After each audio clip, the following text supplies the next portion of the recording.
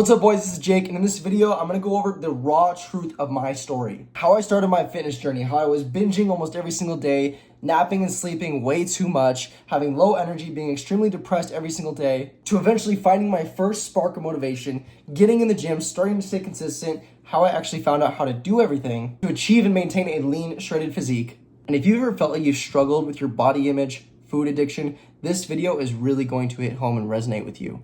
And by the end of this video, you will understand the exact routine I use to build my discipline and build this lifestyle that I have today. And before we dive in, for those of you who don't know, I am the founder of the Muscle Metabolism men's coaching and community, where I help tons of other guys get in shape, get lean, boost their confidence, live their greatest lives, all while working a busy life, having a busy schedule, still fitting the gym in, and actually having stable habits and a routine that you can stick to for the rest of your life. Over the past few years, I have dropped belly fat, built my physique up to a very good spot naturally, and completely just changed the way I operate, changed my social anxiety, my confidence, completely revamped every single aspect of my life. You guys are really gonna love this one, so without further ado, let's get into it. When I grew up, my parents always told me like, oh, you're not fat. I loved getting 2 portions of food, eating a lot, because who doesn't like to eat, right? Food was almost sort of my comfort. And then at school, I would often get bullied or teased for it, and as a reflection of that, I would go home and overeat to have that food as comfort, putting me in sort of an endless cycle, even from when I was pretty young, about like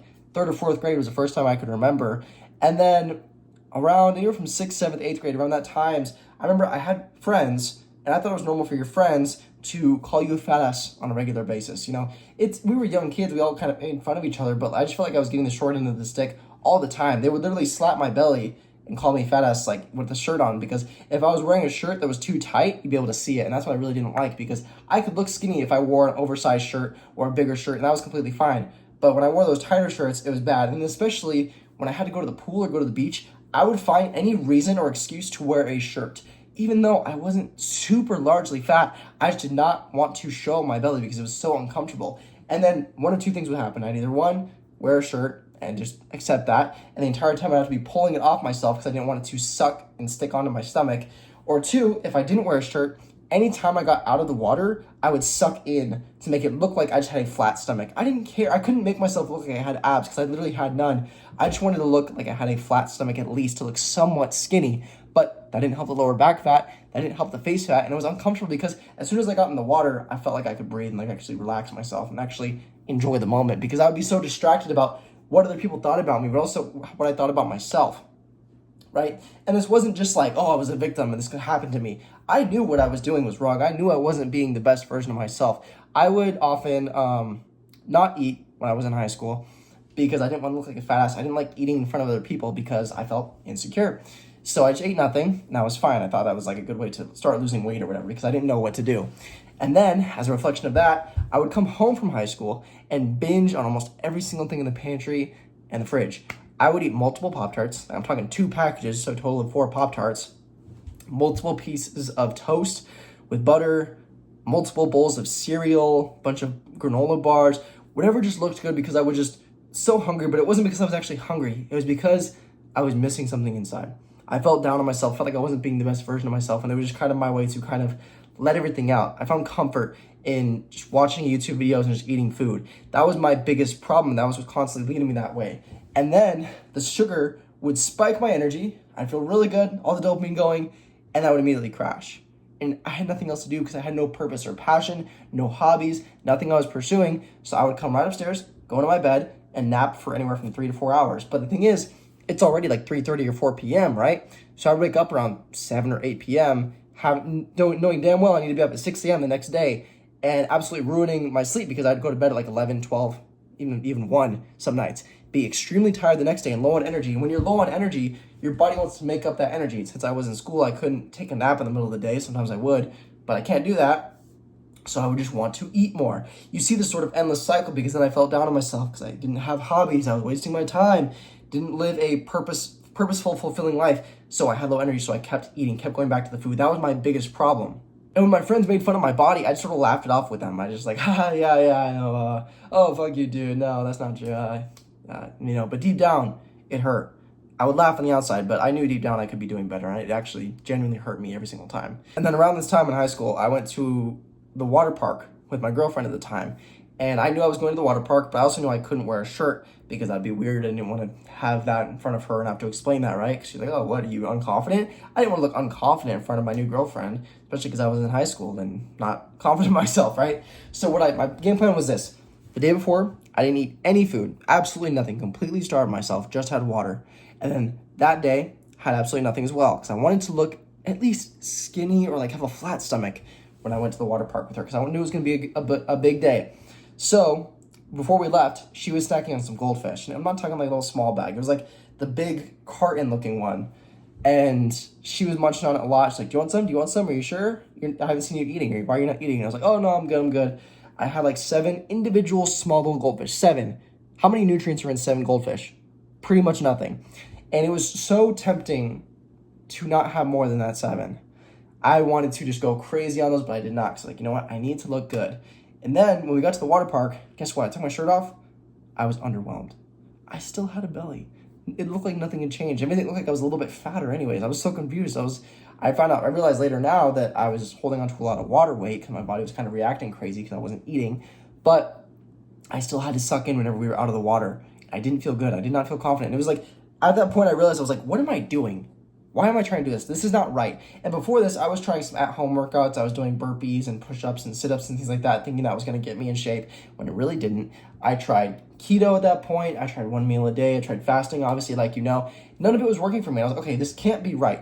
This is not the thing I'm missing. How are so many people born with a skinny, lean physique? Why are some people born with a six-pack and I wasn't? Am I just like not blessed? Am I just like given the worst hand ever? Am I just naturally big boned? Like I genuinely believe that too. I was like, well, my parents are bigger. Am I just naturally bigger as a byproduct of that? Is it just how I am going to be forever? I realized I was like, no, there has to be something missing. Other people have something that I don't know. So I remember going home that night, looking myself in the mirror and saying, you know what? In 2 years, I'm going to have a strong looking physique. I'm going to do it. It was a certainty in my mind. There was no sense of uncertainty in my body. I was 100% sure I was going to make it happen. And guess what? Over that time, I didn't just say that. I took my time studying.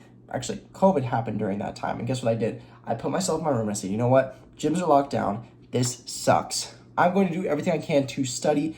Instead of watching regular YouTube videos or gaming YouTube videos or whatever, I'm going to actually use something informative, educational. I'm going to make every single video I watch teach me about how to create a calorie deficit, how to make dieting easier, how to put on as much muscle as possible, how to make a good workout plan. And I thought if I can just maximize my time and get 1% better at everything every single day, eventually something's going to work. If I do more time in this, I know eventually it's going to happen. I said, if I can just stay consistent with watching this stuff, implementing what I learn, I will eventually find what works for me in every single way. And I thought, how can I maximize this? And that is when I created the routine I have now, where I realized, okay, I need to eat foods that are higher in protein, lower in calories, because you want to have the least amount of calories as possible. I used to think that if I sweat a bunch, that'll burn off a bunch of body fat. Found out that was not true. I thought that if I did a ton of intense cardio, I was literally like going super fast on the stationary bike, dripping sweat, because I thought I was burning so many calories, only to burn about 600 calories and then be extremely tired and go home and eat a lot more because that wasn't working as well. But more importantly, I knew, okay, I'm going to keep trying and testing until this works because I know I'm going to make it happen. And during COVID, my dad was trying to get in shape as well. And I'm so grateful because he bought a pull-up bar with a barbell that was about 35 pounds, then 25-pound plates. So in total, that was about 85 pounds on the bar, but that was enough for me. I was like, you know what, I'm going to make it work. I had that and a set of 25-pound dumbbells, which were kind of heavy for me at the time. But I was like, you know what, I'm going to stay consistent with this, right? Because before this, I had tried going to the gym, and it didn't really stick. I didn't know what I was doing. I had a good time. I liked looking in the mirror, getting a little bit of a pump, feeling the blood, as long as I could get past the pain side of it. And then I was also doing wrestling in high school. So they had me working out. And I realized I liked lifting weights more than I liked the actual wrestling practice because those were just miserable and not fun. But I knew if I could be building muscle, I enjoyed that a lot more. I was like, I like lifting weights. So I'm going to stick with this because this feels right. This feels like the right thing to do. So eventually, I slowly started putting on muscle. And the thing is, I found out through all my time in researching that the more muscle you build, the more calories you burn, putting you in a greater calorie deficit. And on top of that, if you eat lower calorie foods to put yourself in a calorie deficit, it just only exemplifies that calorie deficit, makes it even bigger. Therefore, you lose even more body fat and gain muscle at the exact same time. That's what I started to do. And then what was crazy was just about a little under a year after I looked at myself in the mirror and told myself that, for the very first time, I saw a six-pack.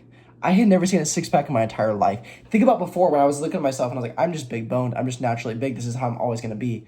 And then flash forward less than a year and I have a six-pack. I literally could not believe my eyes. In my entire life, I grew up with a belly, being made fun of for it.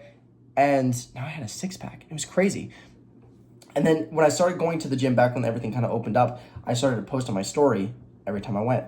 Like, oh, just finished biceps day, just finished chest, whatever, right?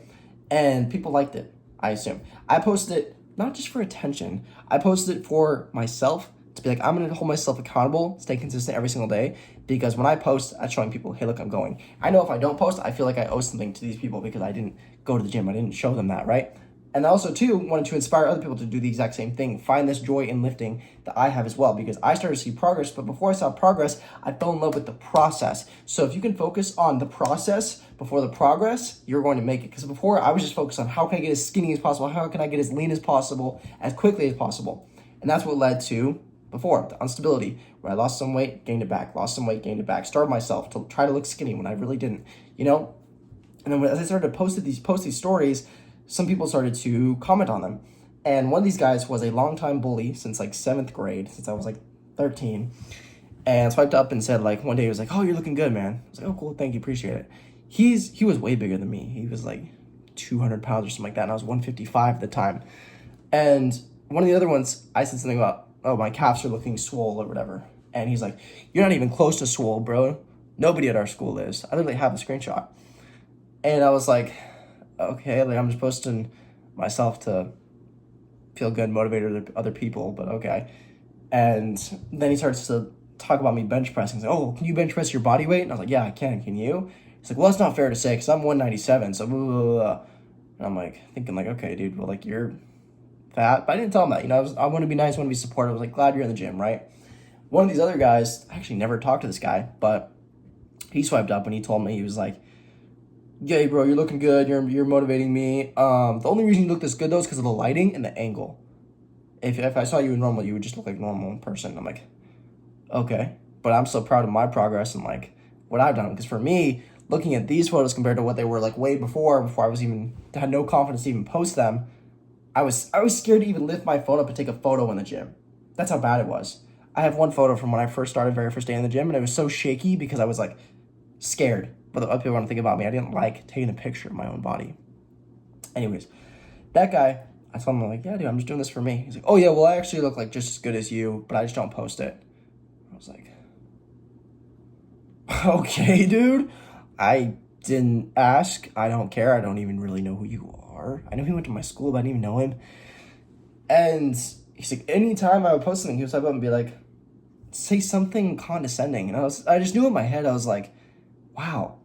People are all on your side and say nothing when they know that they're better than you.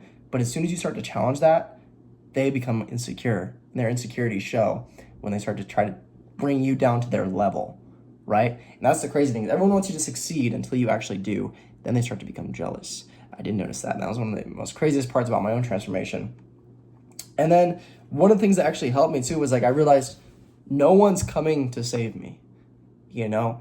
Just because I was genetically born like this, I still made the decisions to eat the food every day. I still made the decisions to not be learning on how to actually improve my process to go in the gym and what to do in the gym and how to make dieting easier, right? That was my own thing. Genetics don't determine that shit. I said, even though I've been dealt this bad hand of life, I'm in control and I can fix this. And then guess what I did? I put my mind to it, and more importantly, I took action. Every single day, I was like, I'm going to do something to progress myself further towards my goal, and eventually I will get there. And I just stayed consistent because I fell in love with the process.